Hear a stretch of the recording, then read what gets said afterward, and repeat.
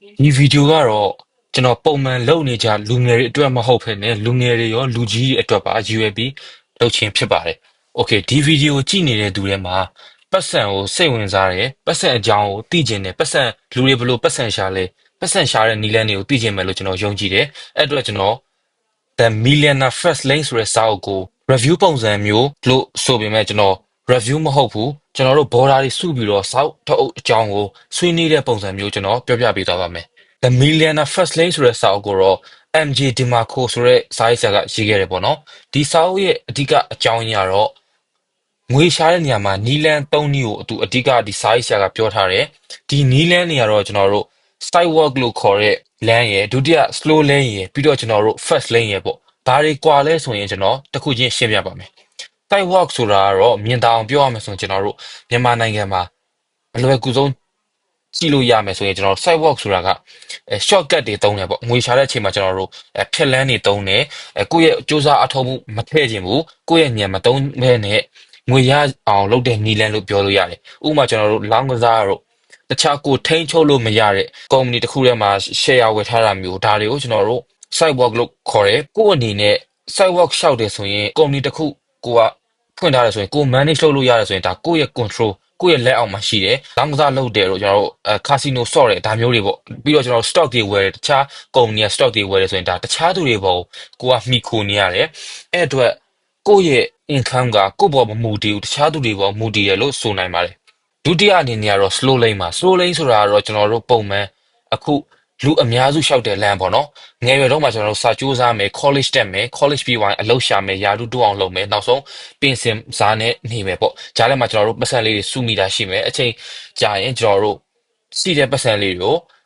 ထိုက်တဲ့ရင်းနှီးမြှုပ်နှံမှုလေးတွေနည်းနည်းချင်းစီလုပ်ထားမယ်ပြီးတော့ကျွန်တော်တို့အသက်60လောက်မှာအဆင်ပြေခြင်းအဆင်ပြေမယ်အဆင်မပြေရင်လည်းကျွန်တော်တို့ပုံမှန်ဘွားလေးကိုနှီးသွားတယ်ပေါ့နော် okay ဒါကို slow lane လို့ပြောလို့ရတယ် first lane ဆိုတာကြတော့ငငယ်ရွယ်ရွယ်နဲ့ချမ်းသာအောင်လုပ်တယ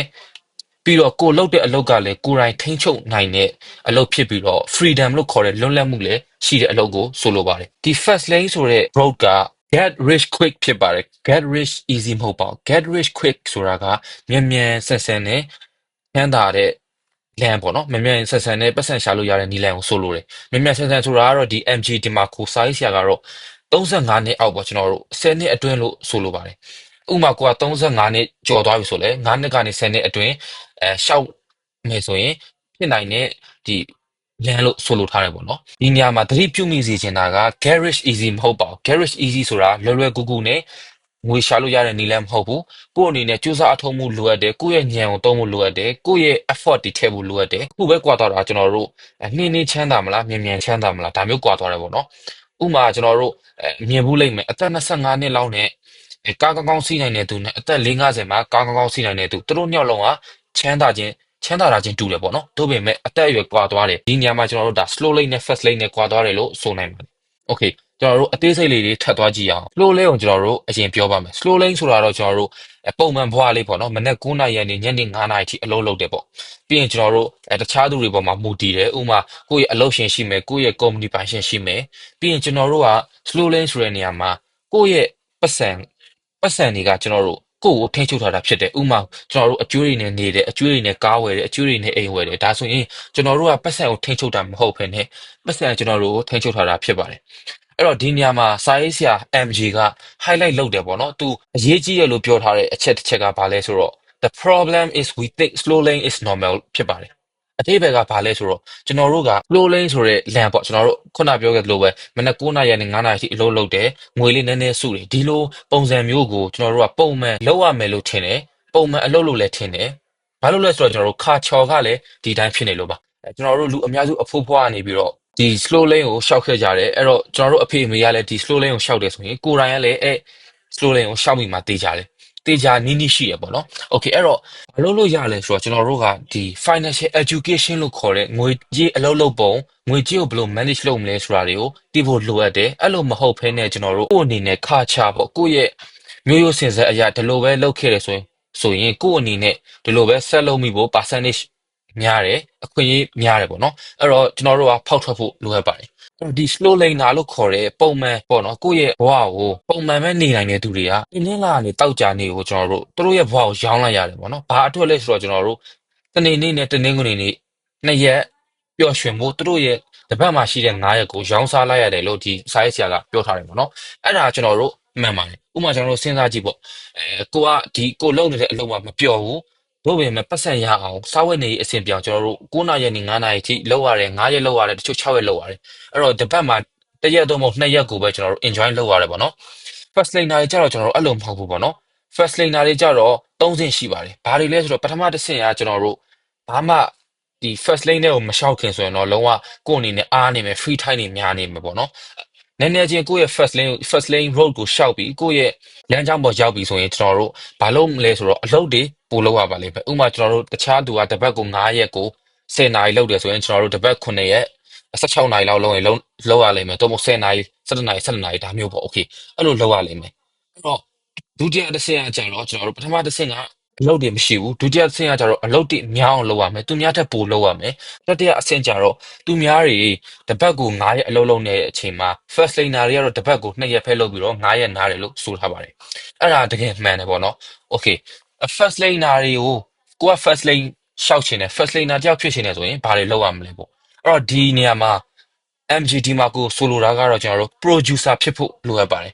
consumer မဟုတ်ဘဲနဲ့ producer ဖြစ်ဖို့လိုအပ်တယ် producer ဆိုတာတော့ကိုကထုတ်လုပ်တဲ့သူဖြစ်ဖို့လိုအပ်တယ်ပေါ့နော်ကျွန်တော်တို့ innovator တို့မဟုတ် entrepreneur ဖြစ်ဖို့လိုအပ်တယ် innovator ဆိုတာကတော့ကျွန်တော်တို့တခုခုကိုတီထွင်နိုင်တဲ့သူ innovator လို့ခေါ်တယ်ပေါ့နော်ဥပမာကျွန်တော် Steve Jobs တို့Mark Zuckerberg တို့ဒါမျိုးသူတို့ကတော့innovator လို့ပြောလို့ရတယ်ပြီးတော့ entrepreneur ဆိုတာကတော့စွန့်ဦးတီထွင်တွေကိုပြောတာပါ okay အဲ့တော့ကိုယ့်အနေနဲ့ first lane ရှောက်မယ်ဆိုရင် slow lane နဲ့ဘာကွာသွားမလဲဆိုရင်အဓိကတစ်ချက်က slow lane မှာ ULL လို့ခေါ်တဲ့ uncontrollable limited leverage လို့ခေါ်တယ်ပေါ့နော်ကိုကထိန်းချုပ်လို့မရတဲ့အရာတွေနဲ့ကျင်လည်ရတယ်လဲပတ်နေရတယ်သို့ပေမဲ့ first lane မှာကျတော့ကျွန်တော်တို့ CLL လို့ခေါ်တဲ့ controllable limited leverage လို့ခေါ်တဲ့ကိုယ်တိုင်ထိန်းချုပ်လို့ရတဲ့အရာတွေလုပ်ငန်းတွေကိုကိုယ့်ရဲ့လက်အောက်မှာထားလို့ရတယ်ပေါ့နော်လူအများစုထင်ကြတာကချမ်းသာကြွယ်ဝမှုချမ်းသာတယ်ဆိုတာကကံကောင်းလို့လက်ရှိလို့ lucky ဖြစ်လို့ထင်ကြတယ်ပေါ့နော်အဲ့တော့ဒီ MGT မှာကိုကဘာပြောထားလဲဆိုတော့လူတစ်ယောက်ကသူ့ကိုပြောတယ်ပေါ့နော် Bill Gates get lucky ပေါ့ Bill Gates ကကျွန်တော်တို့ကံကောင်းလို့သူချမ်းသာလာတယ်ပေါ့ဒါပေမဲ့တော့ MJ ကလည်းညင်းပါတယ်တဲ့ဒီစကားကိုလက်မခံဘူးတဲ့ဘာလို့လဲဆိုတော့ Bill Gates Microsoft တည်ထောင်ခဲ့တာ Windows တည်ထောင်ခဲ့တာ Windows ကကျွန်တော်တို့သူတည်ထောင်ခဲ့တာပေါ့နော်ဒီ Windows isn't created by luck ပေါ့ Windows ဆိုတာသူထိုင်နေရင်းနဲ့ဖြစ်လာတာမဟုတ်ဘူးသူကိုယ်တိုင်စူးစမ်းအထောက်မှု effort ထည့်ပြီးမှဖြစ်လာတယ်လို့ဒီ MG တင်မှာခေါ်တာဆိုလိုပါတယ်ရေးထားတယ်ပေါ့နော် okay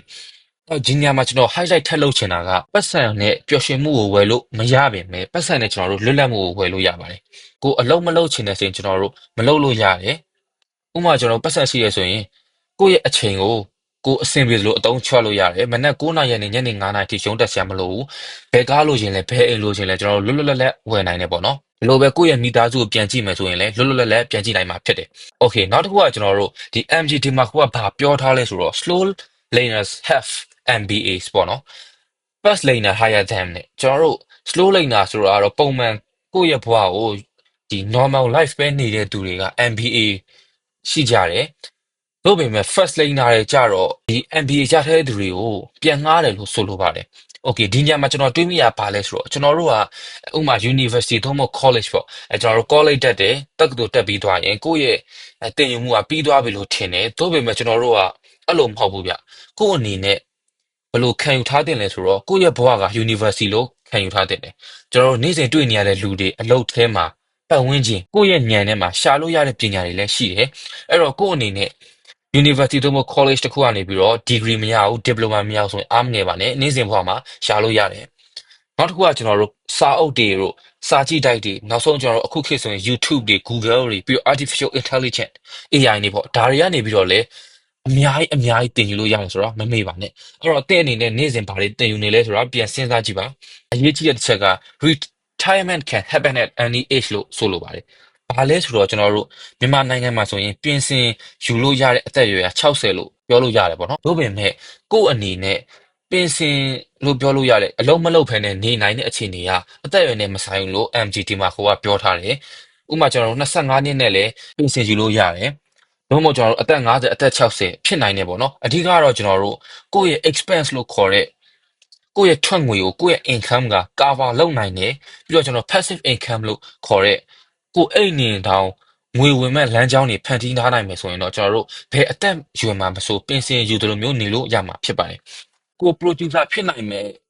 အခွင့်အရေးတချို့ကိုကျွန်တော် sharing လုပ်ပေးခြင်းပါတယ်ပထမတစ်ချက်ကတော့ကျွန်တော်တို့ product သို့မဟုတ် service တစ်ခုကိုပေါင်းလုပ်တာဖြစ်ပါတယ်ဥပမာကျွန်တော်တို့digital service သို့မဟုတ်ကျွန်တော်တို့ physical product သို့မဟုတ်ကျွန်တော် digital product ဒါမျိုးတစ်ခုကိုတီထွင်လိုက်ခြင်းအပြင်လည်းကျွန်တော်တို့ producer ဖြစ်နိုင်တယ်။သို့မဟုတ်ကျွန်တော်တို့ content creator လောက်တာပေါ့နော်။ blogger လောက်တာမျိုးဒါမျိုးကလည်း producer ဖြစ်နိုင်ပါတယ်။ပြီးတော့ကျွန်တော်တို့ comedy ထောင်လိုက်တာမျိုးစာရေးဆရာလောက်တာမျိုးဒါမျိုးတွေကကျွန်တော်တို့ကတခြားသူတွေပေါ်မှီခိုစရာမလိုဘဲနဲ့ကိုယ်တိုင်ကိုမှီခိုနိုင်တဲ့အဆင့်လို့ပြောလို့ရတယ် level လို့ပြောလို့ရတယ်ပေါ့နော်။ Okay အဲ့တော့ကိုယ့်ရဲ့လုပ်ငန်းကိုစတော့မယ်ဆိုရင်ကျွန်တော်တို့ဘာတွေကြည့်ရမလဲပေါ့။ဘာလို့လဲဆိုတော့ကျွန်တော်တို့စီးပွားရေးလုပ်တယ်ဆိုတာလူတိုင်းမအောင်မြင်နိုင်ဘူးပြီးတော့စီးပွားရေးလုပ်တိုင်းလည်းဒီ first lane ပေါ်မရောက်နိုင်ဘူးလို့ MG ဒီမှာပြောထားတယ်။ Okay အဲ့တော့ကျွန်တော်တို့ကြည့်ရမှာ၅ချက်ရှိပါတယ် need လို့ခေါ်တဲ့ကျွန်တော်တို့ဈေးကွက်ကဘာတွေလိုအပ်နေလဲပေါ့အဲ့ဒါတွေကြည့်ဖို့လိုအပ်တယ် market need ပေါ့ Okay နောက်တစ်ခုကကျွန်တော်တို့ entry ပေါ့ entry ဆိုတာမျိုးကကျွန်တော်တို့ဒီဈေးကွက်ထဲမှာကိုယ်နဲ့ရှင်လို့ရမယ့်ပြိုင်ဘက်တွေရှိနေမလားကိုယ့်ရဲ့လုပ်ငန်းတူတွေရှိနေမလားဒါမျိုးတွေသူတို့ဝင်ရတာလွယ်လားသူတို့ဘယ်လောက်ရှိနေပြီလဲဒါမျိုးတွေကျွန်တော်တို့ကြည့်တာကို entry လို့ခေါ်ပါတယ်နောက်တစ်ခုကကျတော့ကျွန်တော်ခုနပြောခဲ့တဲ့ control ပေါ့နော်ကိုယ့်ရဲ့လုပ်ငန်းကိုယ့်ရဲ့ product service ကိုကိုကဘယ်လောက်ထိ control လုပ်လို့ရလဲကိုဘယ်လောက်ပိုင်လဲကိုဘယ်လောက်သိလဲကိုဘယ်လောက်ထိန်းချုပ်လို့ရလဲဆိုတာကို control လို့ခေါ်ပါတယ်နောက်တစ်ခုကတော့ scale ပေါ့နော်